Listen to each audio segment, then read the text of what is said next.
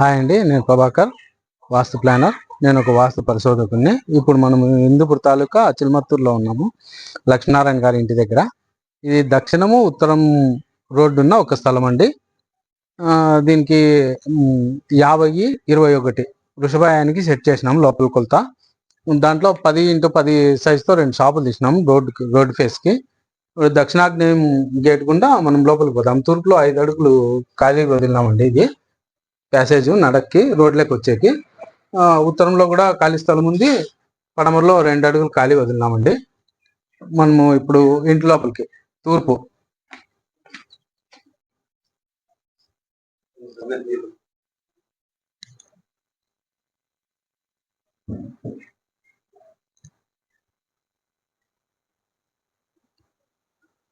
ఇది ఈశాన్యంలో హాల్ తీసినామండి. ఈశాన్యంలో హాలు.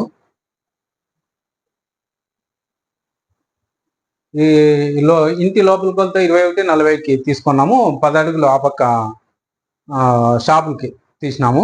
ఇది 3 బెడ్రూమ్ ఫ్లాట్ అండి. 3 బెడ్రూమ్ ఇంటిగా సెట్ చేసినాము. ఇవి 2 చిల్డ్రన్స్ బెడ్రూమ్లు అండి, ఎదురుగా. ఇది ఫస్ట్ చిల్డ్రన్స్ బెడ్రూమ్. ఇది ఒకటి చిల్డ్రన్స్ బెడ్రూమ్. 2 బెడ్రూమ్లకి మధ్యలో కామన్ టాయిలెట్ అండి. ఇది చిల్డ్రన్స్ బెడ్రూమ్, రెండో చిల్డ్రన్స్ బెడ్రూమ్. నేను అన్ని కబోర్డ్స్ అన్ని వాస్తు ప్రకారం వచ్చే విధంగా సెట్ చేసినామండి. ఇది 2 బెడ్రూమ్లకి.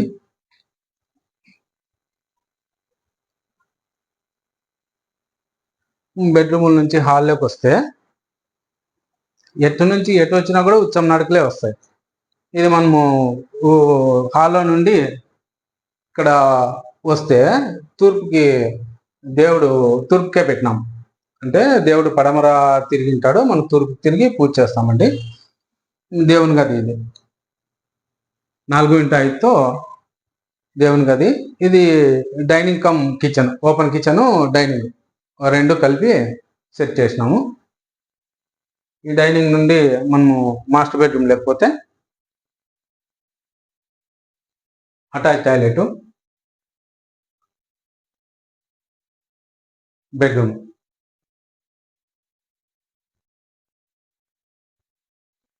కబోర్డ్స్,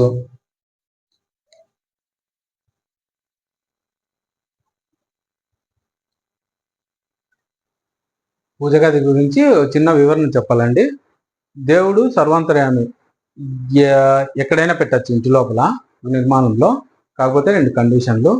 ఫస్ట్ కండిషన్ ఏమంటే దేవుడు ఎప్పుడు తూర్పుగా కానీ పడమరగా కానీ ఉండాల. అంటే దేవుడు తూర్పు గోడకుంటే మనం పడమర తిరిగి పూజ చేస్తాము.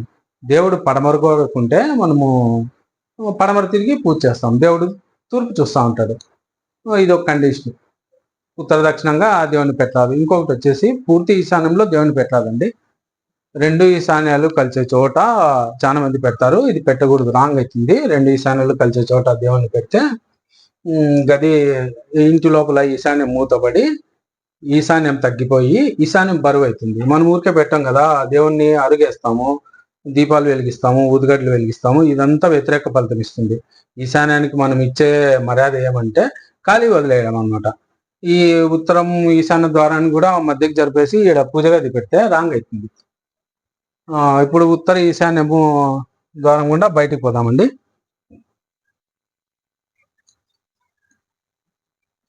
ఈ మెట్లు వాయువ్యంలో మెట్లు. ఉత్తర వాయువ్యము, ఉత్తరం అంతా ఖాళీ పెట్టినాము. మళ్ళా తూర్పు ఖాళీ ఉంది. ఇది రోడ్ అండి. ఉత్తరంలో కూడా ఒక రోడ్డు ఉంది. ఉత్తర ఈశాన్య బీచ్ చూపు ఉంది. ఇది కూడా రోడ్డు అవుతుందండి. ఇది ఉత్తరం ఫేస్. ఫస్ట్ తీసింది దక్షిణ ఫేస్, ఇది ఉత్తరం ఫేస్ అనమాట. ఇది చెట్లు పెట్టుకున్నా ఏమన్నా విధమైన ఆరోగ్యాలు వేసినా కూడా ఇంటి ఫ్లోరింగ్ కంటే డౌన్ ఉంది చూడండి. ఉత్తరాన్ని అంతా డౌన్ చేసినాము. తూర్పు ఉత్తరం డౌన్ ఉంది. ఉత్తరం దక్షిణం ఎప్పుడూ ఎత్తుండి ఉత్తరం ఎప్పుడూ డౌన్ ఉంటే ఆరోగ్యము ఆర్థికంగా బాగుంటారు. ఓకే అండి, థ్యాంక్ యూ.